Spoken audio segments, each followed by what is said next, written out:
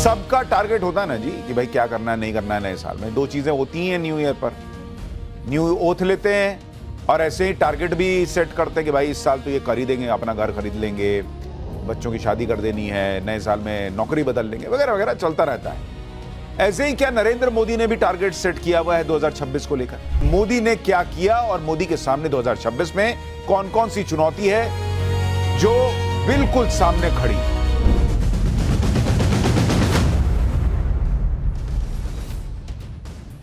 नमस्कार, पाठशाला की वीकेंड वाली एक्स्ट्रा क्लास में आप सभी का बहुत स्वागत। मैं हूं सुशांत सिन्हा।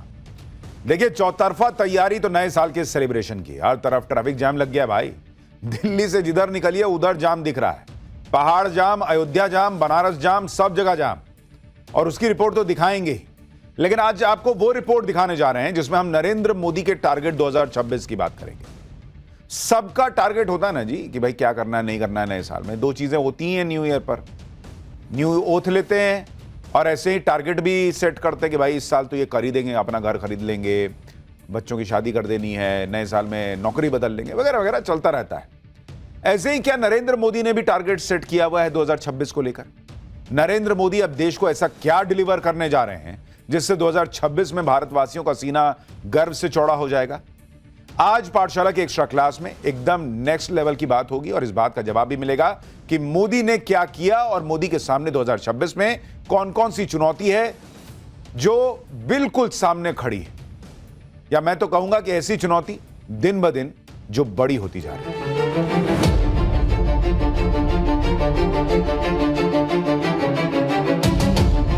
अब भारत ने तय किया है कि गुलामी की मानसिकता से मुक्ति पानी ही हो। আমাকে আঘাত করলে আমি সারা ভারতবর্ষ হিলিয়ে দেব। আমি মমতা ব্যানার্জি আপনাকে মুর্শিদাবাদে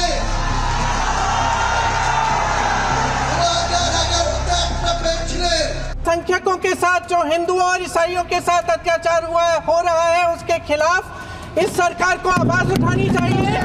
मैं जैन जी की योग्यता, आपका आत्मविश्वास देखता हूं, समझता हूं और इसलिए आप पर बहुत भरोसा करता हूं।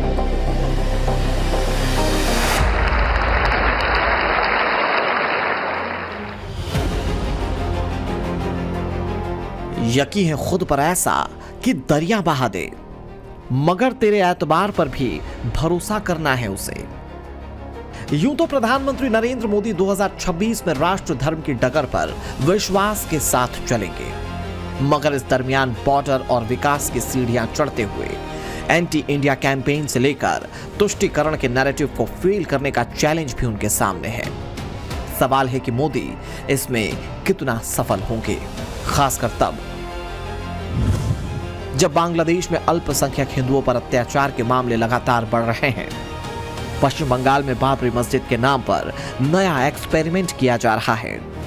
संगठन के स्तर पर बदलाव के बाद बीजेपी के सामने कई राज्यों में अग्नि परीक्षा है और ट्रंप टैरिफ वाली समस्या से पूरी तरह मुक्ति नहीं मिल पाई है। तो इसे एक एग्जाम्पल से समझिए, फिर 2026 के लिए मोदी प्लान का संपूर्ण खाका भी बताएंगे। 2014 से पहले करीब 25 करोड़ देशवासी ऐसे थे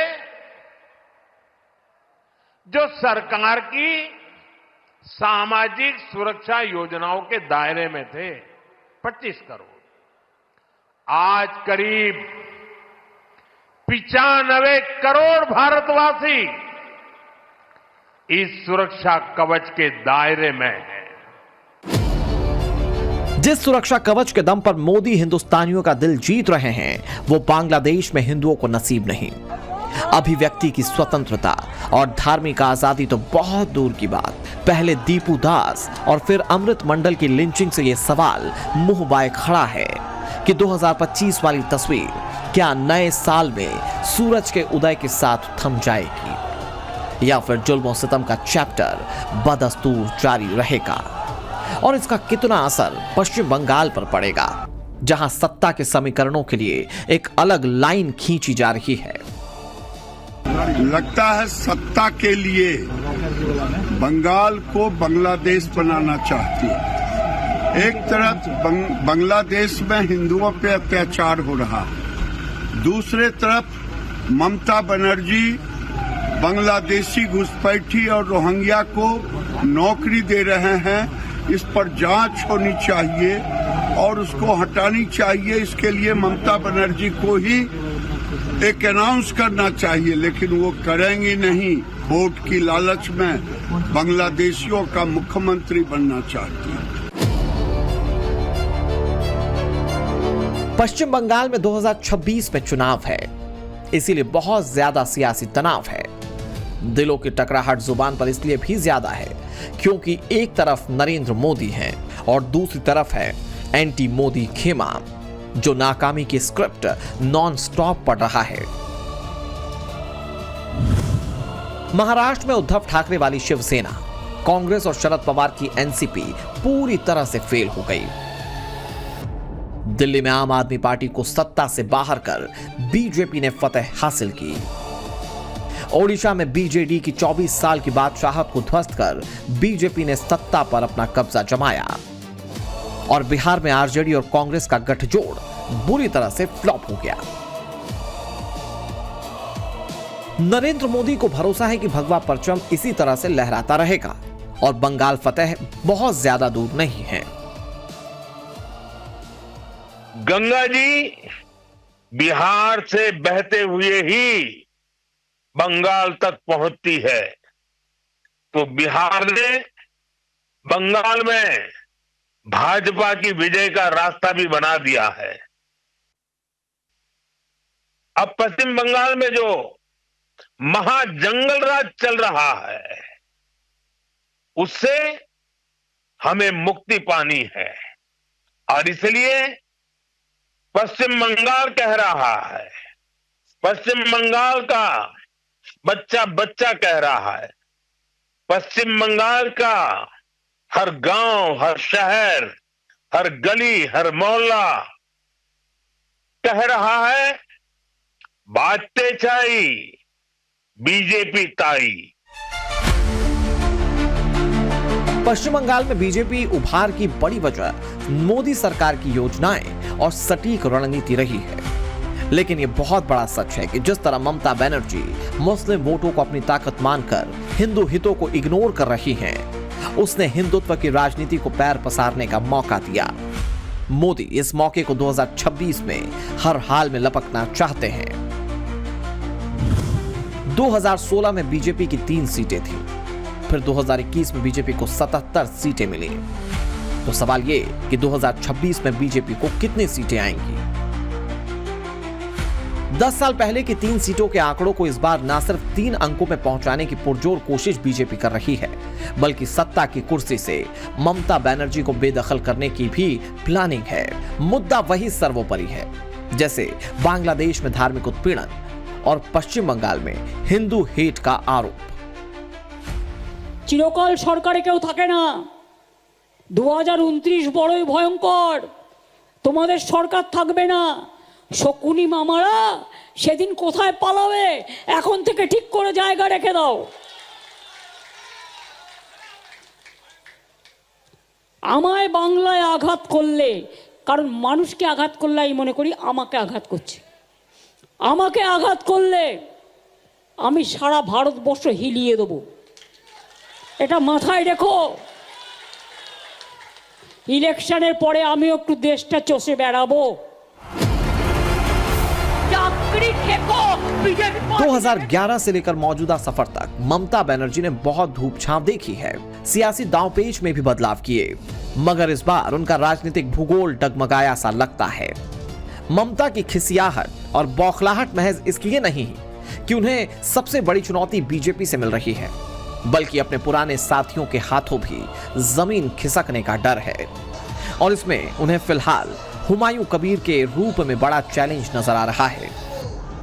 6 दिसंबर को पश्चिम बंगाल में नई बाबरी मस्जिद का ऐलान कर हुमायूं कबीर ने जब मुस्लिमों की भीड़ जुटाई तो ममता को समझ आया कि बेलडांगा में मुर्शिदाबाद, कोलकाता, हावड़ा, बर्धमान और मेदिनीपुर से लेकर 24 परगना से इकट्ठा हुई भीड़ असल में 33% मुस्लिमों के दूर छिटकने का कारण बन सकती है। और फिर हुमायूं कबीर की नई पार्टी का असदुद्दीन ओवैसी और नौशाद सिद्दीकी के साथ संभावित गठजोड़ भी उन्हें भारी डेंट पहुंचा सकता है। नतीजा ये कि दीदी ना तो मुस्लिम वोटों को लेकर पूरी तरह से आश्वस्त दिख रही हैं और फिर सॉफ्ट हिंदुत्व भी हिचकोले खाने लगा है। 29 दिसंबर को कोलकाता के न्यू टाउन इलाके में 15 एकड़ एरिया में दुर्गा आंगन की नींव रखने की तैयारी थी।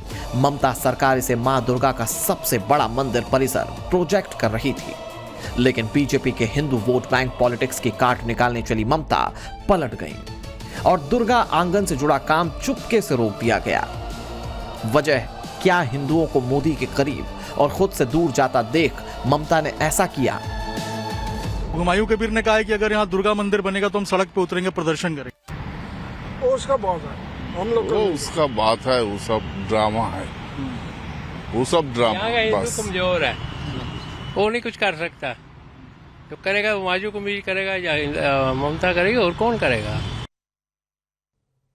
एक साधारण परिवार के मुखिया से पूछिए कि परिवार में सबको साथ लेकर चलना वो चाहता तो है, लेकिन करना बहुत मुश्किल होता है, क्योंकि सबसे आसान होता है अपने अधिकार गिना देना कि भाई ये तो मेरा अधिकार, ये मेरा राइट है।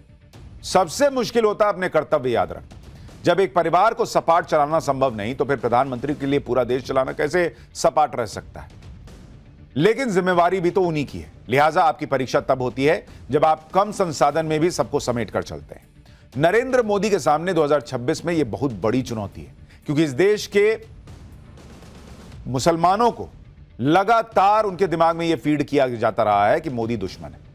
2026 में मोदी देश की आबादी में 20% से ज्यादा हिस्सेदारी रखने वाले मुसलमानों को कैसे साथ लेकर चलेंगे?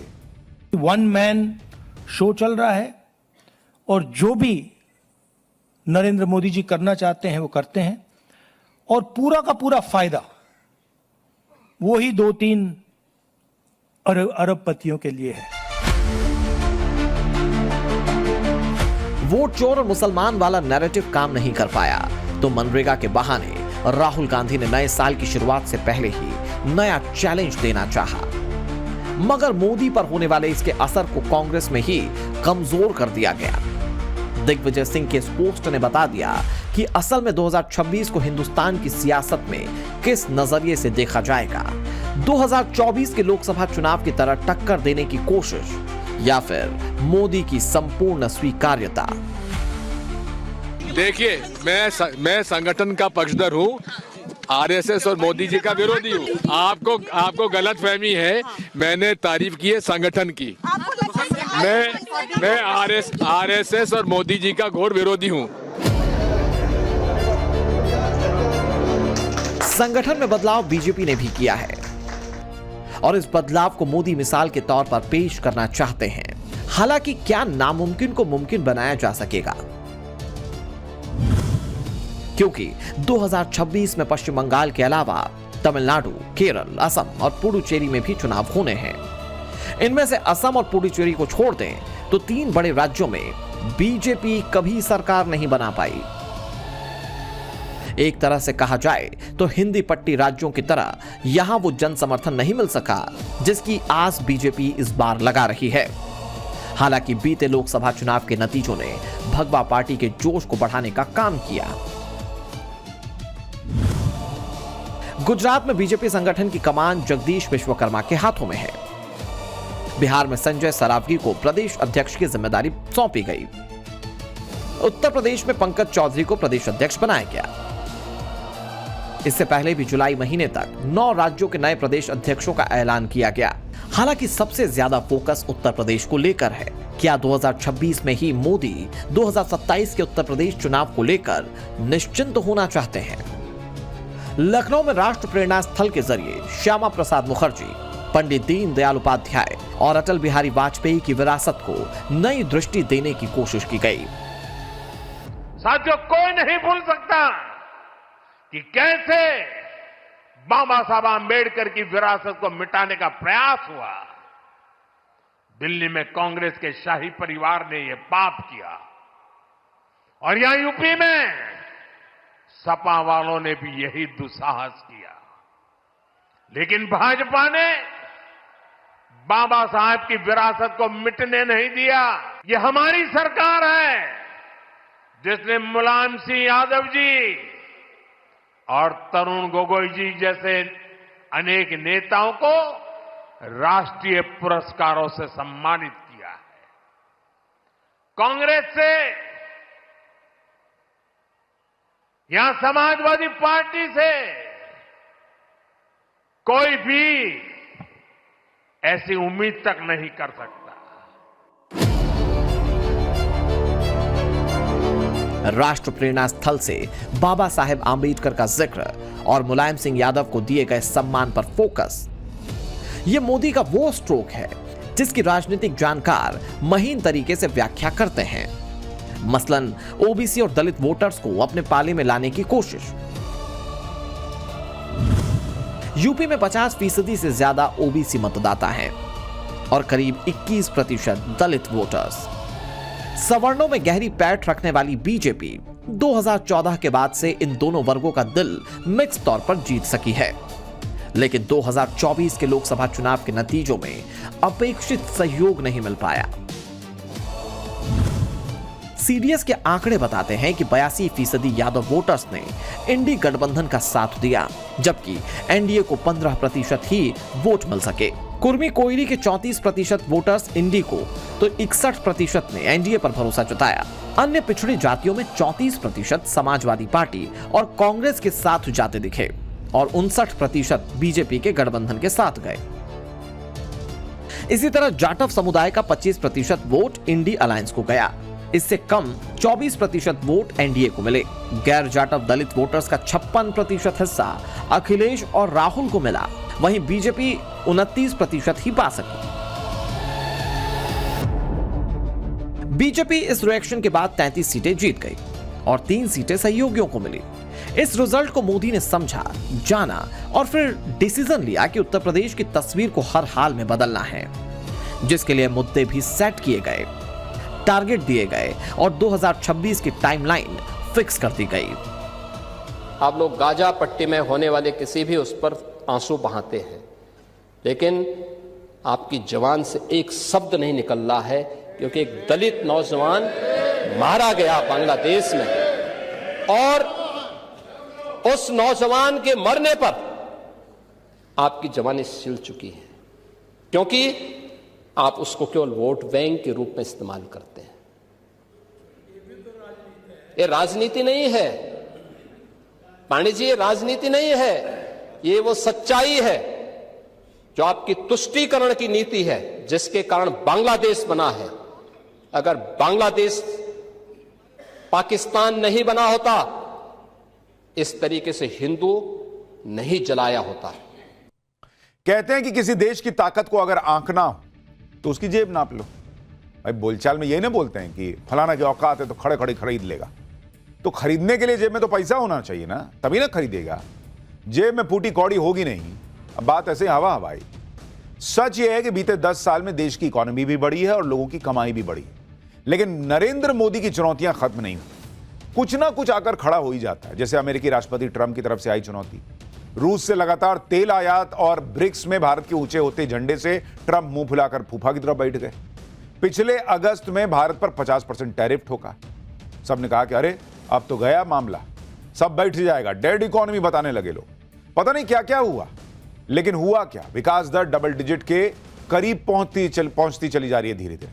अमेरिकी संस्थाएं कह रही हैं कि भारत की स्पीड को रोकना मुश्किल ही नहीं नामुमकिन है। तो क्या तीसरी बड़ी इकोनॉमी 2026 में बन जाएगा भारत, या इंतजार अभी और करना होगा? हम उन संस्कारों में पले बड़े हैं जहां राष्ट्र नीति ही राजनीति का आधार है। हमारे लिए इंफ्रास्ट्रक्चर पर लगने वाला एक एक पैसा देशवासियों की सुविधा और सामर्थ्य को बढ़ाने का माध्यम है। प्रधानमंत्री नरेंद्र मोदी की राष्ट्र नीति का पहला लक्ष्य है हिंदुस्तान को विकसित बनाना। विकास को उस पायदान पर ले जाना जहां ना तो ट्रंप के टैरिफ अटैक का कोई असर पड़े और ना ही वैश्विक स्तर की आर्थिक चुनौतियों की कठिनाइयों को झेलना पड़े।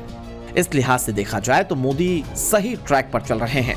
2026 को लेकर जो आकलन किया जा रहा है उसमें फिट भी हो रहे हैं।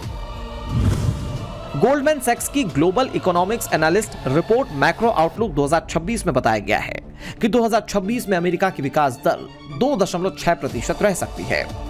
चीन की अर्थव्यवस्था के बारे में कहा गया कि 2026 में वो 4.8% की दर से बढ़ सकती है, जबकि भारत को लेकर आकलन किया गया कि हिंदुस्तान की जीडीपी ग्रोथ 2026 में 6.7% रह सकती है।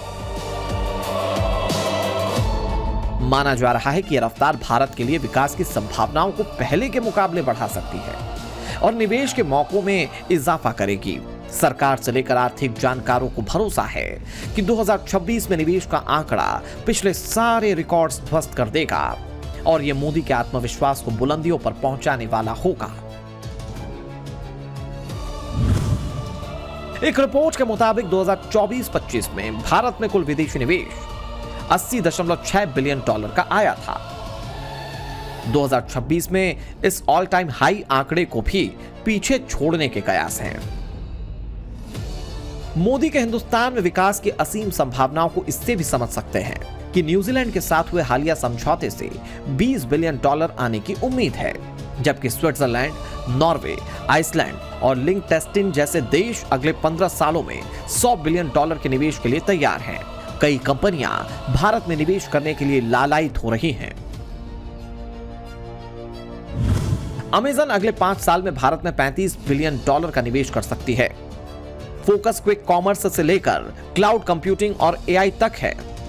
माइक्रोसॉफ्ट के सत्या नडेला ने 2030 तक $17.5 बिलियन के निवेश की घोषणा की।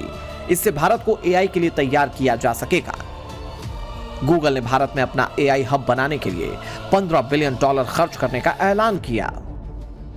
एप्पल और सैमसंग भी भारत में अपना मैन्युफैक्चरिंग बेस लगातार बढ़ा रही हैं। एक तरह से कहा जाए तो दुनिया के कई मुल्कों से ज्यादा तवज्जो हिंदुस्तान को मिलने वाली है और यह सब मुमकिन हो सका मोदी की नीतियों की बदौलत। कूटनीति के मंच पर कई दफे जीत हासिल करने वाले मोदी के प्रयासों से भारत के विकसित भारत की तरफ बढ़ने की अथक मेहनत का नतीजा है। आज बिजनेस वर्ल्ड में भारत की इकोनॉमी की रेजिलियंस की चर्चा होती है। लोग अक्सर पूछते हैं कि दुनिया में इतनी अनिश्चितता है, ग्लोबल इकोनॉमी भी मुश्किलों में है, तो ऐसे में भारत 8% से अधिक की ग्रोथ कैसे अचीव कर रहा है? मैं आपको इसका बड़ा रीजन बताता हूं। असल में बीते 11 वर्षों के दौरान भारत ने सिर्फ पॉलिसीज नहीं बदली है, भारत ने अपना इकोनॉमिक डीएनए बदला है। इकोनॉमिक वर्ल्ड में मोदी के सामने बड़ा चैलेंज ट्रंप के टैरिफ का असर कम करना भी है। यह इसलिए भी जरूरी है क्योंकि ब्रिक्स देशों की अध्यक्षता बड़े ऐलान के साथ हिंदुस्तान के हाथों आ रही है। ब्रिक्स देशों ने गोल्ड रिजर्व बढ़ाने का फैसला लिया है। फिलहाल ब्रिक्स देशों के पास दुनिया का आधा यानी कि 17,500 टन सोना है। ट्रंप की नजरों में यह संगठन अमेरिका विरोधी समूह है, इसीलिए वो बार बार चेतावनी देते हैं। मगर भारत को लेकर ट्रंप के बदलते तेवर बता रहे हैं कि टैरिफ प्रॉब्लम के 2026 में सॉल्व होने की बहुत ज्यादा गुंजाइश है। हालांकि इससे भारत और रूस के बीच कच्चे तेल के कारोबार में कमी आएगी, इसे लेकर भी बातचीत जारी है। Over the past years, we have done a great deal of work to develop our relationship. As our countries and our economies move at more opportunities for cooperation, we open additional areas for cooperation, including those related to high-tech, aircraft, space exploration, high-tech, and artificial intelligence. We have very close and trusting cooperation in the military and technical area, and we are planning to move forward in all of these areas. अंतर्राष्ट्रीय स्तर पर मोदी की स्वीकार्यता इस बात का प्रमाण है कि दुनिया उन पर भरोसा करती है, उनके सुझावों और वायदों पर यकीन करती है। 2026 को पीएम मोदी इसी भाव के साथ देख रहे हैं। आशान्वित विश्वास के इस संस्करण में मोदी विरासत और परंपराओं को भी सींचने में पीछे नहीं है।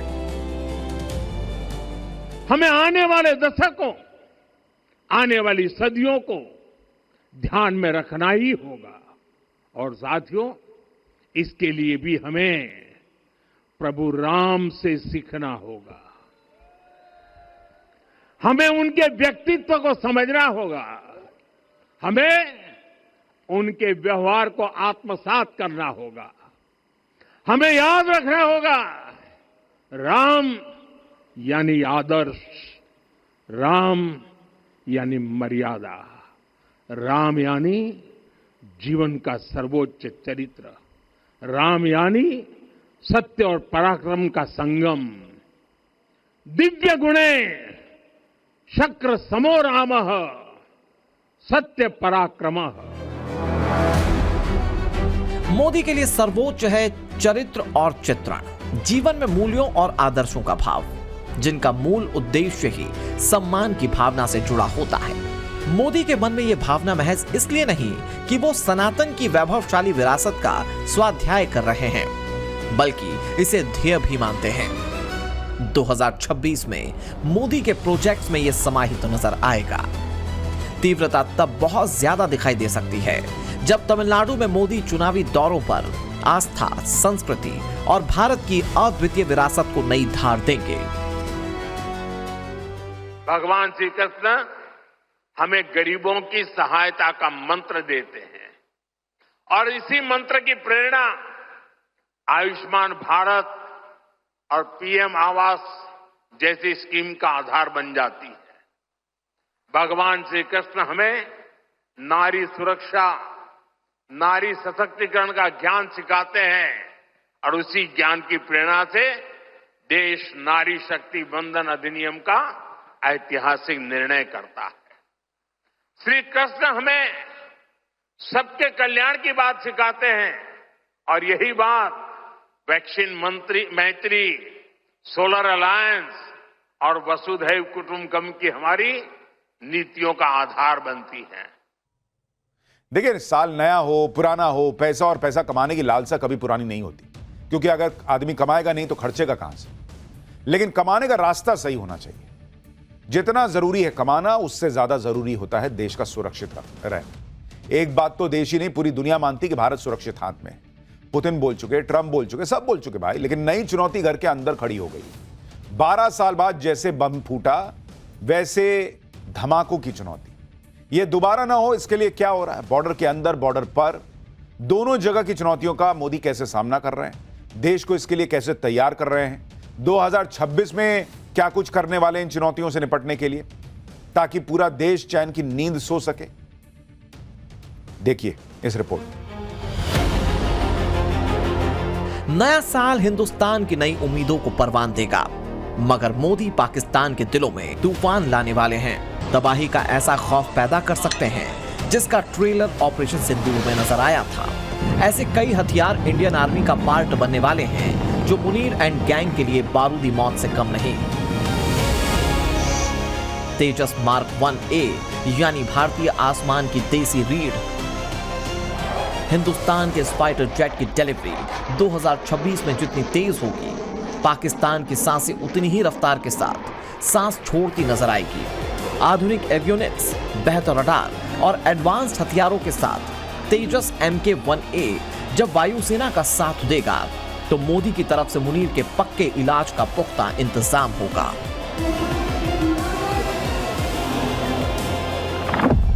भारत को पहला स्वदेशी रूप से निर्मित C-295 ट्रांसपोर्ट विमान भी 2026 में मिलने वाला है। परमाणु बैलिस्टिक मिसाइल पनडुब्बी INS अरिदमन भी नेवी का हिस्सा बन सकती है। प्रोजेक्ट 17A के तहत बनाए गए स्टेल्थ फ्रिगेट तारागिरी, महेंद्रगिरी, दूनागिरी और विंध्यगिरी भी नौसेना के तरकश का पार्ट बनेंगे। Akash next generation surface to air missile भी 2026 में एंट्री लेने वाले हैं। इसके अलावा कई बड़ी ऐसी डील होने वाली है जिसके जरिए डायरेक्ट मैसेज पाकिस्तान को दिया जाना है और शायद इसीलिए मोदी बार बार ऑपरेशन सिंदूर के चैप्टर को क्लोज नहीं करना चाहते। मैं फिरोजपुर का रहने वाला हूँ और हमारे उधर मिशन सिंदूर जब शुरू हुआ था, हमारे गांव में फौजी आए थे, मतलब वो हमारी रक्षा के लिए, जब पाकिस्तान सूरत ड्रोन आ रहे थे और वो हमारी रक्षा के लिए आए थे। मैंने सोचा उनकी सेवा करते, मैं उनके लिए दूध, चाय, लस्सी, बर्फ रोज लेके जाता था। यस। तो कितने दिन किया? ये जितने दिन हो रहे मैं लगातार उनके लिए लेके जाता था। तो फिर सब तुम्हें जानते होंगे? Yes sir. तो अभी याद करते हैं कोई? Yes sir. कि सब भूल गए? नहीं सर, करते हैं सर। और तो पूरा दिन वहीं रहते थे? तो सर पूरा दिन वहीं। तुम्हारे साथ और भी कोई होता था कि अकेले चले जाते? नहीं, मैं अकेले ही सर जाता था। अच्छा। यस। ऐसा विचार कहाँ से आया आपको? सर मेरा शौक ही था, और बड़े होके भी आर्मी ऑफिसर बनना और देश की सेवा करनी। अच्छा, आर्मी में जाओगे? Yes sir. मोदी के सामने जितना बड़ा चैलेंज बॉर्डर पार के खतरे को रोकना है, उतना ही बड़ा टारगेट है घुसपैठ की समस्या से मुक्ति दिलाने का। मोदी का यह मिशन नए साल में संपूर्ण हो सके, इसके लिए ऑपरेशन नॉन स्टॉप जारी है। सूरत की बंगाली बस्ती कभी बांग्लादेशियों से भरी हुई होती थी, लेकिन आज ये पूरी की पूरी बंगाली बस्ती जो है वो सुनसान पड़ी हुई है, क्योंकि करीब यहाँ से 500 से ज्यादा बांग्लादेशी जो है वो भाग चुके हैं। कुछ तब भागे जब बांग्लादेशियों को डिपोर्ट करने का काम पूरे गुजरात में एक साथ शुरू हुआ तब, और कुछ तब भागे जब SIR की प्रक्रिया शुरू हुई और उन लोगों को दस्तावेज नहीं दिखाने थे, इसके डर से वो भागे। अब देखिए इन गलियों में आपको अधिकतर मकान जो है यहाँ पर बंद नजर आ रहे होंगे। हालांकि कुछ मकानों को अब फिर एक बार किराए पर दे दिया गया है, जहाँ पर यूपी और बिहार के लोग रहते हैं। उम्मीदों के साए में संकल्पों को मुकाम तक पहुंचाना ही कर्तव्यों की इतिश्री नहीं होती। मोदी 2026 के लिए भी ऐसी ही सोच रखते हैं। बीते 11 सालों से जिस मकसद के साथ वो डटे हैं, उसे एक पायदान और आगे ले जाने की तैयारी में वे जुटे हैं। हालांकि ये आहिस्ता आहिस्ता होगा या फिर सवालों के साथ, ये प्रश्न मौजूद है। ब्यूरो रिपोर्ट, टाइम्स नाउ, नव भारत। सच की दुनिया खामोश नहीं रहती, और जब सवालों की आग बुझने लगे तब लौटता है वो।